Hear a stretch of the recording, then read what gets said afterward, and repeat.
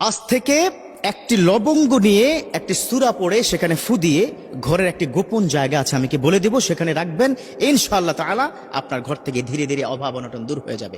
দেখুন, আপনারা কিন্তু অনেকে আমাকে ফোনে বলেন, বিশেষ করে মা বোনেরা, যে কি যে পরিস্থিতি হুজুর, কি বলবো, স্বামীর আগে ইনকাম ছিল, এখন ইনকামটা ধস নেমে গেছে, অনেক কষ্টের মধ্যে দিনাতিপাত করছি, হুজুর ভালো ব্যবসা ছিল, ব্যবসা নষ্ট হয়ে যাচ্ছে, হুজুর ভালো চাকরি ছিল, চাকরিও ধ্বংস হয়ে যাচ্ছে, হুজুর ইনকাম তো আমিও করি, স্বামীও করে, কিন্তু ঘরের মধ্যে বারাকা নেই। এর মৌলিক কারণ হচ্ছে আপনি তো ইসলামের অনেক কিছু মানেন না।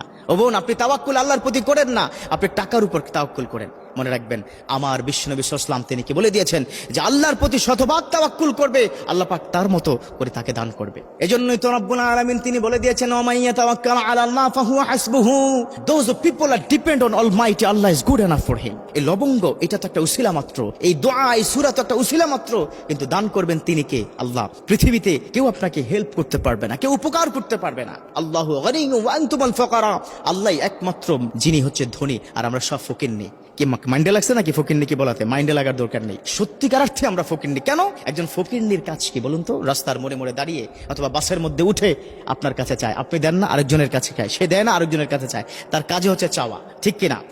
অতএব আমরা তো আল্লাহর কাছে কথায় কথায় চাই, তাহলে আমরা কি সবচেয়ে থেকে বড় ফকির না? ও, এবার বুঝতে পেরেছেন তাই না? আমরা ফকির, আল্লাহ পাক দান করবে, কখন দান করবে, কিভাবে দান করবে আপনি কল্পনাও করতে পারবেন না।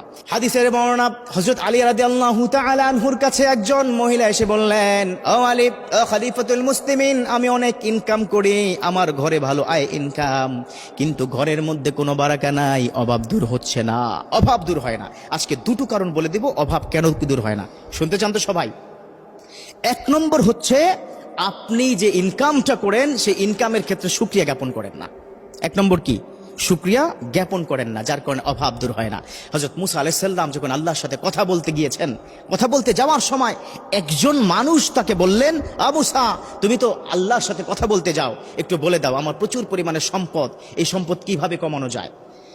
রব্বুল আলামিন মুসাকে বললেন, ও মুসা, তুমি তাকে বলে দাও সেজন্য না শুকরিয়া করে। মুসা আলাইহিস সালাম এসে তার উম্মতকে বলল, ও ভাই, আল্লাহ রাব্বুল আলামিন বলে দিয়েছেন তুমি যেন না শুকরিয়া করো। লোকটা বলল, নো নেভার, কেন করব না? আমি না শুকরিয়া করতেই পারবো না, যে আল্লাহ এত সম্পদ দান করেছে, কি করে আল্লাহর সেই সম্পদের না শুকরিয়া করি? এটা তো আমার সম্পদ না, এটা তো আল্লাহর সম্পদ। হযরত মুসা পরের বার যখন কথা বলতে গেলেন, বললেন, ও মুসা, কি অবস্থা লোকটার? বলল, ও রব্বুল আলামিন, লোকটা এখন আমাকে নতুন অভিযোগ দেওয়া শুরু করলো। কি অভিযোগ? বলল, আমার সম্পদ আগে যা ছিল সম্পদ আরো বৃদ্ধি পাচ্ছে। আল্লাহু আকবার। তখন আল্লাহ পাক মুসাকে বললেন, ও মুসা, মূলত কারণ কি জানো? মূল কারণ হচ্ছে সে যে শুকরিয়া